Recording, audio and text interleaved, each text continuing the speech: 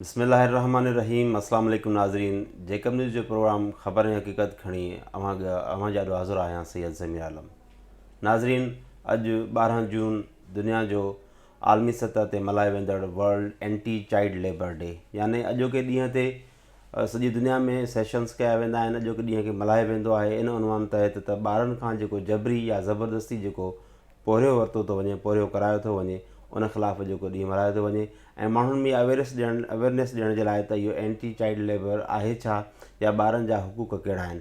इन सिलसिले में अॼु असां पंहिंजे स्टूडियो में दावत ॾिनी आहे सजाद हुसैन लोलाई साहब खे। पाण पेशे जे हिसाब सां एडवोकेट बि आहिनि, वकील बि आहिनि। उन सां गॾोगॾु हिकिड़ी तंज़ीम आहे LRF लीगल राइट फोरम, उन जा डिस्ट्रिक्ट कोऑर्डिनेटर बि आहिनि। साईं अस्सलाम वालेकुम। वालेकुम अस्सलाम। प्रोग्राम में भली कार। थैंक यू शाह साहब। त असां तव्हां खां इहो ॼाणणु चाहींदासीं त ॿारनि जे हुक़ूक़ जे हवाले सां, ख़ासि तौर ते जेके नंढी उमिरि जा ॿार आहिनि, उन्हनि खां जेको पोरियो वरितो थो वञे, जेको ज़बरदस्ती मुशक़त कराई थी वञे, इहा ओवरऑल सिचुएशन आहे पूरी दुनिया में। हूअं त पाकिस्तान में त ख़ासि तौर ते, पर उनखां असांजी जेका आहे जेका मौज़ू आहे जेको असां सिंध जे तक़रीबन जेके शहरनि ते ऐं जेको सूरत हाल आहे उन ते डिस्कस कंदासीं। त असांखे इहो ॿुधायो त तव्हांजे हिसाब सां तव्हां इनखे कहिड़े पैमाने ते ॾिसो था, इन में कीअं आहे, ॿारनि जे हुक़ूक़ जे हवाले सां कहिड़ा कम थियनि था या ज़रूरत कहिड़ी आहे, या उहो कमु कहिड़े अंदाज़ सां इहा मुशक़त वरिती थी वञे। बिल्कुलु शाह साहब, सभ खां पहिरियां तव्हांजी इलाही वॾी महिरबानी जो तव्हां असांखे प्रोग्राम में घुरायो। बदकिस्मती सां इहो चवणो थो पए त हिन वक़्तु हिकु रिपोर्ट मुताबिक़ पाकिस्तान जे अंदरि 1,25,00,000 ॿार उहे चाइल्ड लेबर में इन्वॉल्व आहिनि।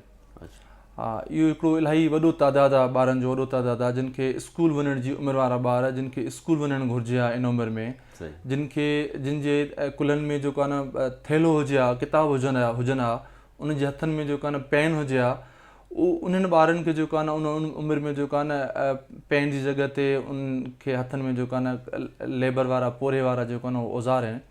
हाणे उन्हनि मां ज़्यादातर जेके 1,25,00,000 ॿार जेके पोरे में इन्वॉल्व आहिनि, उन्हनि मां ज़्यादातर 71% जेके ॿार आहिनि उहे ज़राअत सां लाॻापियल जेको कमु आहे, जेको इलाही मुश्किल तरीन कमु हूंदो आहे, उन कम में जेको आहे न इन्वॉल्व आहिनि। ऐं उन मां 17% अहिड़ा ॿार आहिनि जेके डोमेस्टिक वर्क ऐं शॉप्स ते, गैरेजिस ते जेको आहे न हू कमु कनि पिया। ऐं 12% ॿार अहिड़ा आहिनि जेके हू जेको आहे न हू इंडस्ट्रीज़ में जेको आहे न फैक्ट्रीज़ में, उते जेको इलाही मुश्किल तरीन कमु हूंदो आहे, उते जेको आहे न हू कनि पिया।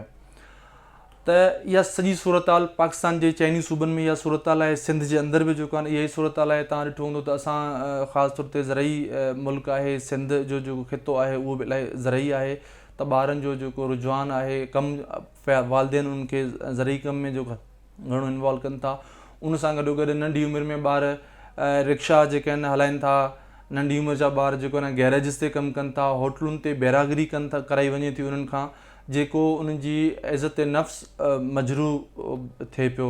माण्हुनि जा जेके रवैया आहिनि उन हवाले सां इहो इन में मां ऐड करणु चाहियां थो तव्हां खां त क़ानूनी तौर ते हिकु त उमिरि केतिरी आहे, केतिरी उमिरि खां केतिरी उमिरि जे ॿार खां इहा माना पोरियो न करायो वञे।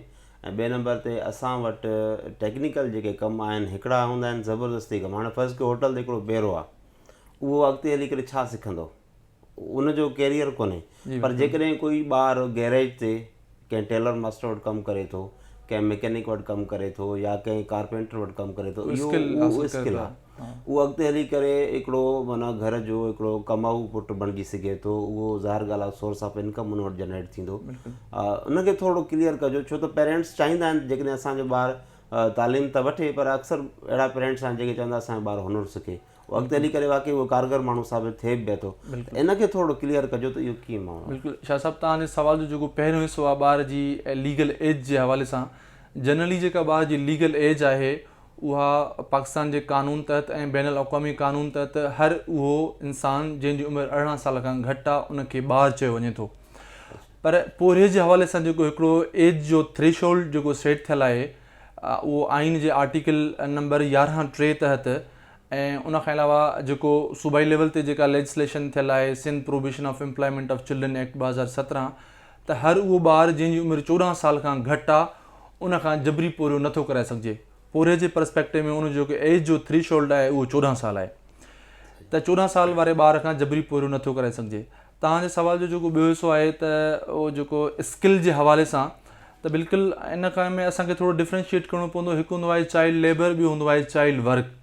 चाइल्ड वर्क ईअं आहे त जीअं तव्हां ॿुधायो त उहो थोरो घणो स्कूल टाइम खां बाद में वञी करे कोई स्किल हासिलु करे थो, कंहिं टेलर वटि वञी करे जेको आहे न कपिड़ा सिबणु सिखे थो, कंहिं मैकेनिक वटि वञी करे जेको आहे न हू कंप्यूटर जो सॉफ्टवेयर हार्डवेयर जो जेको आहे न हू कमु सिखे थो। त बिल्कुलु इन में कानून जी का बि बंदिश कोन्हे का। त पर जेकॾहिं ॿार जी तालीम जेका आहिनि उहा मुतासिर न थिए स्कूल टाइम खां पोइ, हू कोई न कोई स्किल जेको आहे न सिखी सघे थो, it will be considered a child work. असां इहो कीअं जेको आहे हाणे हिकिड़ो गैरेज ते हिकिड़ो ॿारु कमु करे थो, असांखे कॾहिं ख़बर अथई इहो ॿारु सुबुह जो स्कूल वियो या न वियो, या जेकॾहिं इहो ॿारु जेको आहे माना पंहिंजी मर्ज़ी सां कमु करे, वालिदिन खे हिनखे बि त असां कीअं ख़बर पए हिते कमु थिए थो। हाणे लेबर जो मतिलबु उहो आहे, उहो हज़ार्डस लेबर उहो पोरियो जंहिंसां ॿार जी जिस्मानी ऐं उनजी जेका ज़हनी जेका सिहत आहे उहा मुतासिर थिए थी। त अहिड़े क़िस्म जो पोरियो जेको आहे न उहो बैन आहे, बैन अल-अक़वामी सतह ते या क़ौमी पाकिस्तान जी लेवल जी सतह ते उहो पोरियो जेको आहे न उहो बैन आहे। चाइल्ड वर्क आहे जेकॾहिं हू पंहिंजे वालिदैन जी थोरी सपोर्ट लाइ, हिकिड़ो ॿारु स्कूल खां वापसि अची वियो, हू पंहिंजे दुकान ते पंहिंजे वालिद जे लाइ जेको आहे न मंझंदि जी मानी खणी वियो ऐं उते कलाकु ॿ पंहिंजे वालिद सां जेको आहे न दुकान ते सपोर्ट कराई, त it will be considered as a child work. चलो मञोसीं हिन ॻाल्हि खे त बाबा माना इहे कानून मौजूदु आहिनि, इन्हनि उमिरि जे हिकिड़े मख़सूस हद में उहो कमु वठिणो आहे ॿार खां, उनखां बाद में। पर हाणे जेका उन ते तव्हां छा था सम्झो त कमु छा थो थिए तव्हांजी नज़र में? उन ते को कानून जेके आहिनि उन्हनि ते को अमल थिए थो, या उन ते जेका जेकॾहिं तव्हां ज़रूरु रिपोर्ट्स बि ठहंदियूं हूंदियूं, मुख़्तलिफ़ इदारा आहिनि जेकी शयूं माना उन्हनि ते हाईलाइट कनि था, या जेकॾहिं अॼु 12 जून ते ॾींहुं मल्हायो थो वञे, सिर्फ़ु इहे शयूं माना सेशन्स ताईं महदूदु आहिनि, या प्रैक्टिकली जेको आहे त इहो मामिलो माना कीअं थिए थो, या तव्हां सम्झो था रेशो केतिरो आहे, वधंदो वञे थो, या उन ते कुझु कंट्रोल बि थिए थो? बिल्कुलु शाह साहिबु, तव्हांजो बिल्कुलु सुवालु जेको आहे न इहो वैलिड आहे। त हाणे कानून त एग्ज़िस्ट कनि था, आइन बि जेको आहे न आर्टिकल 11(3) बि ॿार खे पोरे खां जेको आहे न उहो गारंटी ॾिए थो त ॿार खां पोरियो न कराए वञे। अहिड़े तरीक़े सां मक़ामी लेवल ते, सूबाई लेवल ते बि लेजिस्लेशन थियल आहे, ॿार खां पोरियो न कराए वञे, कानून एग्ज़िस्ट कनि था।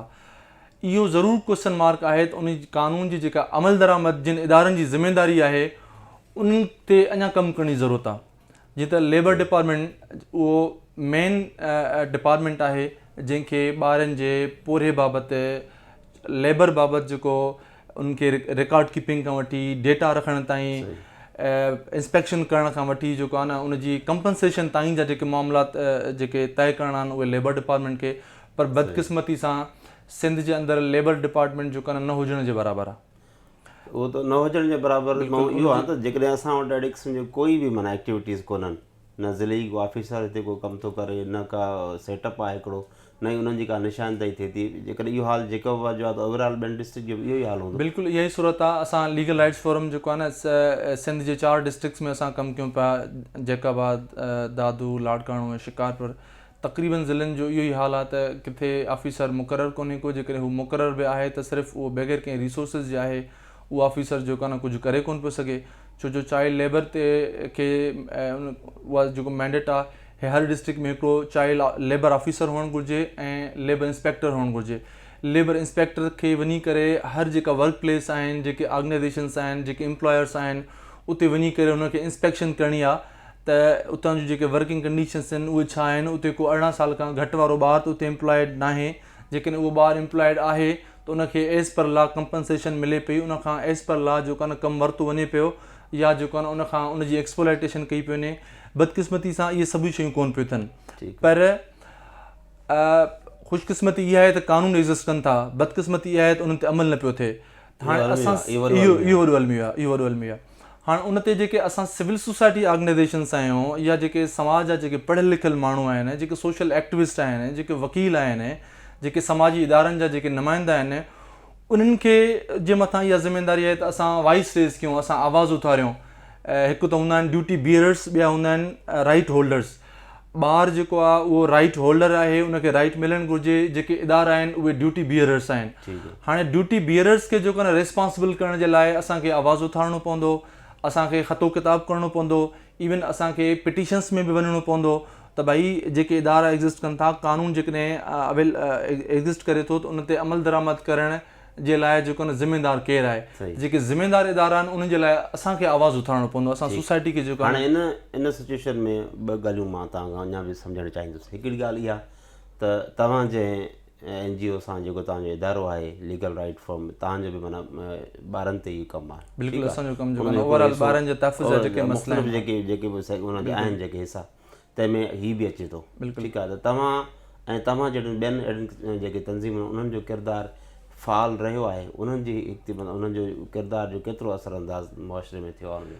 बिल्कुलु काफ़ी हद ताईं मां तव्हांखे ॿुधायां त जीअं 4 डिस्ट्रिक्ट में जिते असां कमु कयूं पिया, उते असां हिकु त गवर्नमेंट जे इदारनि सां गॾु कमु कयूं पिया।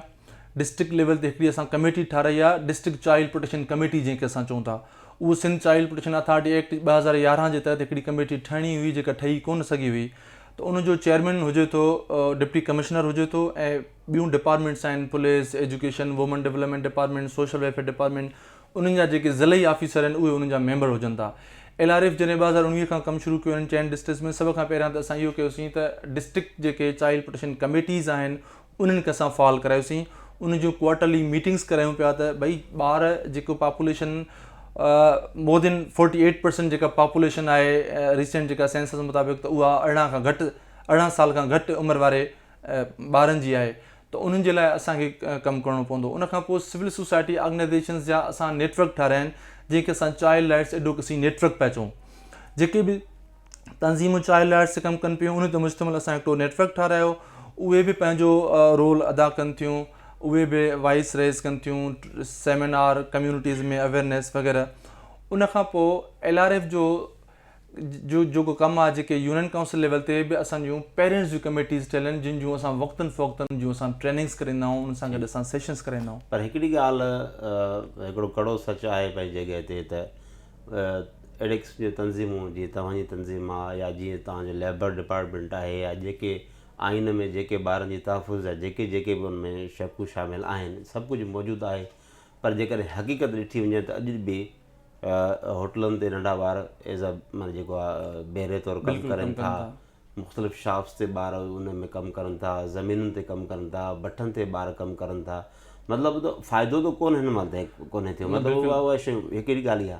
ॿिए नंबर ते पेरेंट्स बि मजबूर आहिनि त पंहिंजे ॿारनि खे आख़िर कुझु न कुझु, छो त कोविड जे करे स्कूल बंदि वेठो। माना जेकॾहिं मुंहिंजे हिकिड़ो अंदाज़ जे मुताबिक़, थी सघे थो मां ग़लति हुजां, पर मुंहिंजो इहो अंदाज़ो आहे त इहो रेशियो अञा वधियो आहे, घटियो कोन्हे।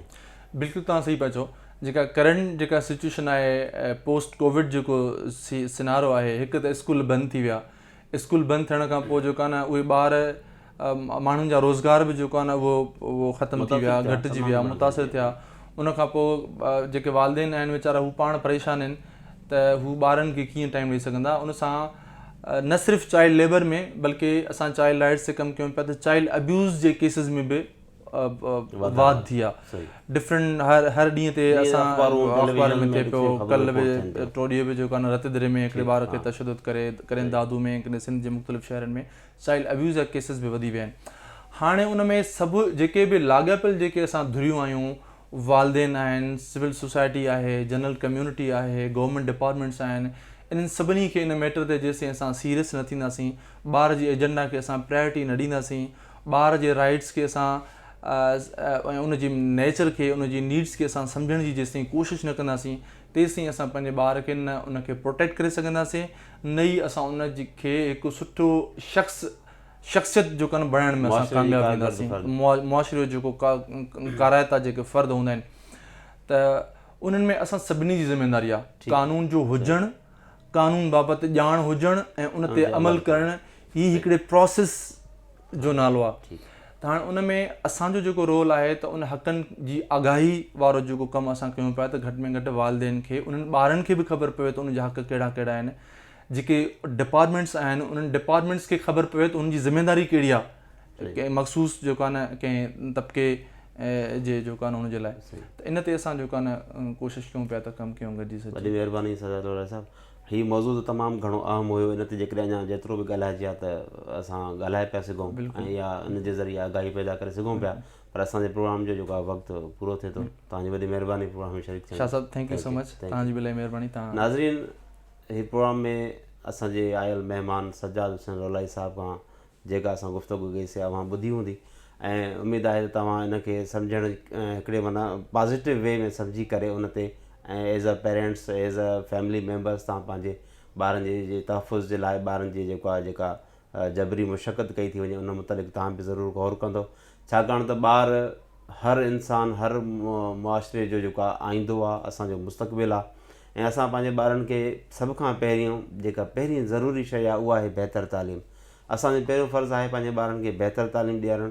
उनखां बाद में असां पंहिंजे ॿारनि खे मना कोन्हे, जीअं असां डिस्कस कईसीं त उमिरि जे हिकिड़े मख़सूस हद ताईं ॿारनि जो पढ़णु लाज़मी आहे। उनखां बाद में ॿारनि खे तव्हां ज़रूरु हुनुरु सेखारियो, ज़रूरु मुआशिरे जो हिकिड़ो कारगर फ़र्द ज़रूरु बणायो, पर उन क़ानूनी उहिदनि में ऐं पंहिंजनि जेके लिमिट्स आहिनि उन मुताबिक़, जीअं त असांजो जेको आहे ॿारु ज़हनी तौर ते जिस्मानी तौर ते बहितर परफॉर्म करे सघे। उमेदु आहे त असांजो प्रोग्राम अव्हांखे पसंदि आयो हूंदो। उन सां गॾु पंहिंजे मेज़बान सैयद ज़मीर आलम खे ॾींदा इजाज़त। अल्लाह हाफ़िज़।